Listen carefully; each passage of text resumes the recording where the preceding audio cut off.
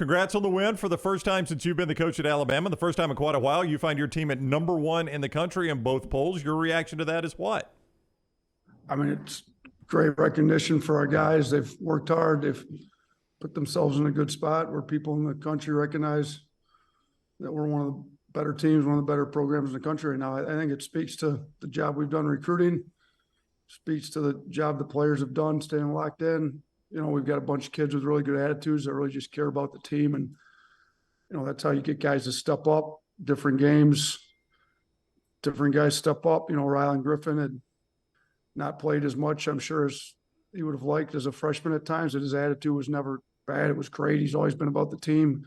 You know, people kind of commented the one down at LSU when he told me to keep JQ in and pull him out. And, you know, he kind of gets rewarded. In one of our biggest rivalry games, he ends up with 16. So I just think different guys step up different games. It speaks to the character of the guys on this team. But it's nice to be one. It really doesn't mean anything, no. Like, it doesn't help you win an SEC championship. It doesn't – it's recognition. That's it.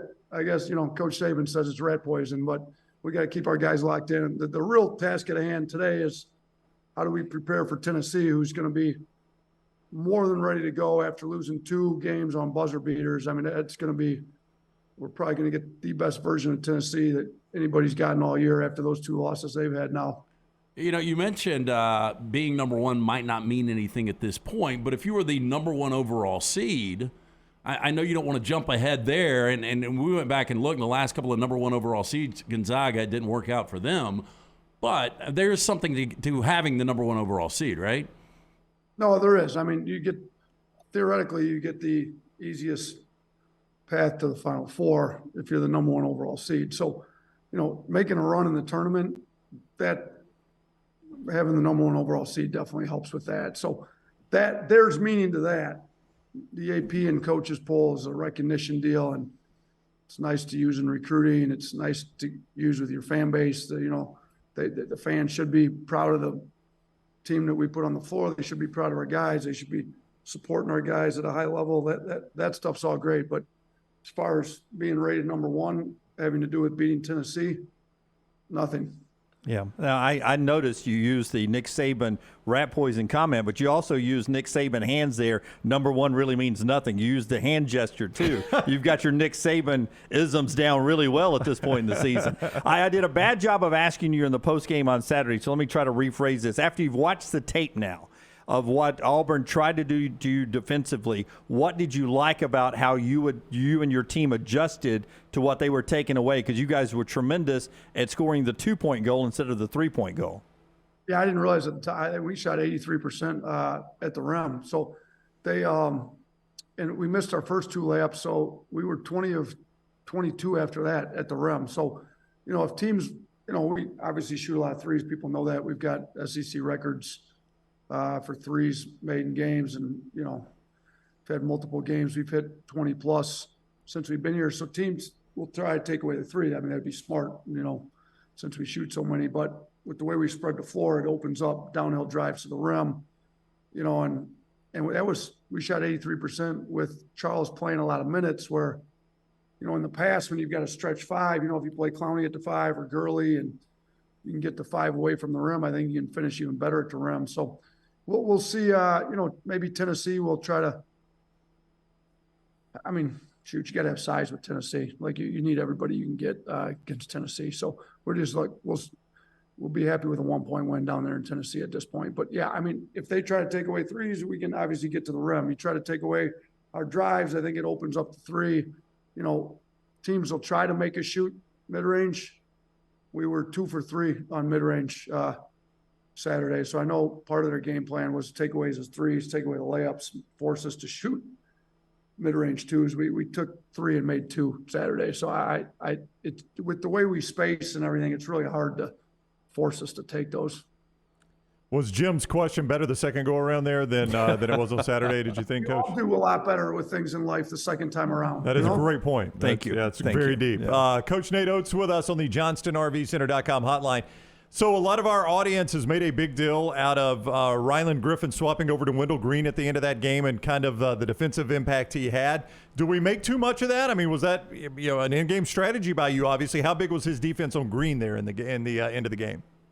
I thought it was huge. I mean, he was coming off the ball screens, pulling up for three. Our smaller guards were having a hard time challenging those because they just weren't big enough. So we really didn't care if he beat us because we were just going to send him down to Charles at the rim anyways, and we didn't feel like he could. He had the one tough finish in there, but we didn't feel like he could finish on size at the rim. So we really didn't care if he got beat. So Ryland sometimes struggles with a quicker guard in front of him, but we were okay with him getting beat as long as he didn't get the threes off on him. So you saw him on the one. He shot the step back three. Green didn't want to go downhill and try to finish on Charles either. So when you put a little size, you get a 6'6" wing on him and try to make him shoot over that. I thought it helped a little bit. So, it gives us another option to go to on the perimeter. I thought Sears played really hard, played great, but Jaden Bradley's a great defender. Those two guys had most of the reps on them, but, we can put a guy like Namari Burnett with a 6'9" wingspan or Ryland Griffin at 6'6" with a long wingspan. You got options like that. Shoot, you can even put Brandon Miller on some of those guards if you want. So we've got some versatility on the defensive end, and Ryland showed up and played well for us down the stretch. I try to drink 100 ounces of water a day. I rarely get there. I'm going to assume you break 100 ounces every day. Mm-hmm. Do you have a goal you shoot for? No, listen, I've got these bottles during the game, and they start me with like 4 or 6, and usually I'm done with that by halftime, and then I keep asking them where they are. I just keep throwing the empty ones under the chair. And where the next one's. When you yell a lot, you gotta keep water. I get going it. How often do you go to the bathroom though? That's a very personal question, Coach. That is. I mean, look, we've known you long enough. Before the game, you get a quick bathroom break at halftime, and then you go right after the game. Yeah. And then when you get home off the bus ride, you go again, and then you're good. Yeah. But no, 100 ounces is what's the rule? Like, aren't you supposed to cut your weight in half and then drink that in ounces? Yep. What it is? Yeah. You're 200 pounds. Is that what you are? Yeah. That's a personal question too. It's very personal. That's absolutely. But you're just not supposed to ask women that. You're all right to ask men. Right. And don't ask a woman like Rihanna if she's pregnant, because they could have been dangerous. She is, by the way. Yeah, we did get that. By the way, when you get to be my age, Nate, you go every media timeout. So. Hey, when you're, and you may not want to answer this, but when you're working, we just asked about how often he went to the bathroom. When you're working the officials, I won't name names, but there was one official that seemed like you and Bruce both thought was doing a horrible job Saturday. Do you talk to the other officials about one of the officials? Hey, can you tell Joe over there or Johnny over there that maybe he's missing this occasionally, so that during their timeouts they can try to work on the C official, the lesser official? Do you try to help coach them up a little bit? Well, yeah, you do ask, and I mean, typically they're like, "That wasn't my call."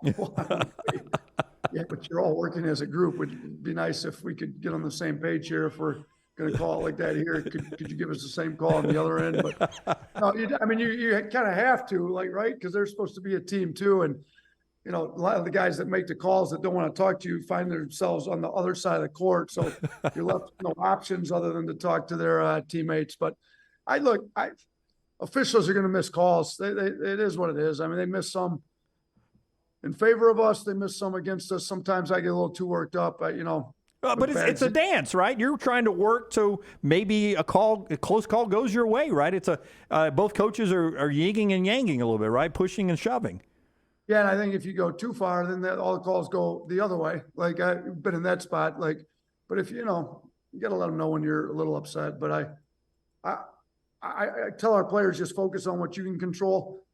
I do think we have about, a 0.0001% influence on the refs. Maybe I think you can actually influence the refs the opposite way more than you can influence them for you. So I keep telling myself that. I'm not very good at it yet, though. Eventually I'll listen to myself. Speaking of officials, I mean, pretty big call yesterday in the Chiefs' 38-35 win against the Eagles. How difficult would it be as a head coach when you get to the pinnacle of your sport? And Nick Sirianni's got his Eagles, holding Kansas City to possibly a field goal, and then still an opportunity, ball in hand, to either tie or win that game. I mean, Yeah, it's tough. I mean, you go back to our UCLA game. I mean, if they call the charge that Herb took, that was 100% a charge. We're in the Elite Eight. So it happens in sports. I mean, Herb takes a charge. Pac-12 ref decides not to call a charge right in front of him, and we go to, we lose the game in overtime. So, I mean, it happens. Officiating is part of the deal.